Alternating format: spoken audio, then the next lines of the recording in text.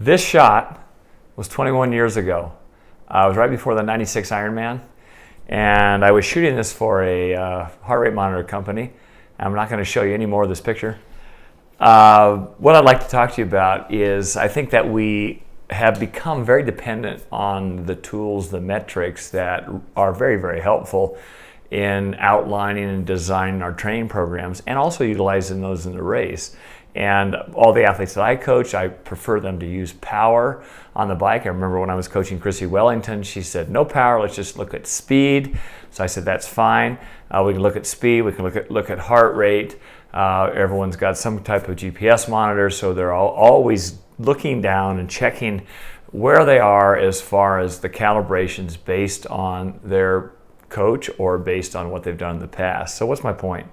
I think that we have a tendency sometimes to rely on them too much because the intuitive nature of exercise with the variability of exercise, the heat, the wind, the environmental conditions, the speed that we're going, the competitors that are pushing us out there, our psychological state, those are all put into this beautiful ball, and all of a sudden on race day you've got to have this magical day. We all talk about it. How do you have that perfect day? No one has a perfect day, but we want to be able to have that day that really puts an exclamation mark in our workouts by utilizing these tools and taking them away. And this is my point. I feel as though as you become more fit, you need to listen to your intuition. And an easy way to do this is to incorporate both within one workout.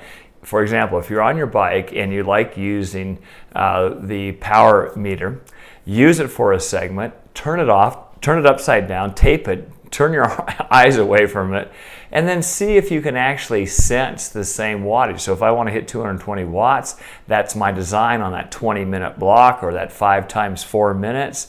Or if I'm even going to have some variability in it where you're simulating race-like conditions and you're able to actually predict the outcome pretty darn close. Swimmers are very, very good at this. We use the pace clock, and I'm saying we because I came from a swimming background. Initially, you look at the pace clock, you know your 100 times, you know repeat times. And I could go to any pool for a swimmer that has been swimming for 6 to 8 years, and I could say swim a 200 free and tell me your time, and I bet about 90% of the swimmers will be within 2 seconds of that time. In other words, they have a great intuitive feel for what they're doing. And I think also, ask yourself, what if everything shut down on race day? I forgot my GPS. My power meter doesn't work. It's malfunctioned. I don't have time to change things. I don't have any device to really measure my outcome. Could you produce your best day? And so I think integrating 50% of the time during the competitive season where you're not using the tools and you're using your perceived exertion is really going to help you on race day. Should you use it on race day? Some people I say absolutely, and some people I say absolutely not, because on race day quite often you're going to extract that 5 to 10% more at times, and you never want to derail yourself psychologically by saying, gee, I've gone too hard now, therefore I'm going to get tired. The moment passes and you carry on, and that day would be exceptional.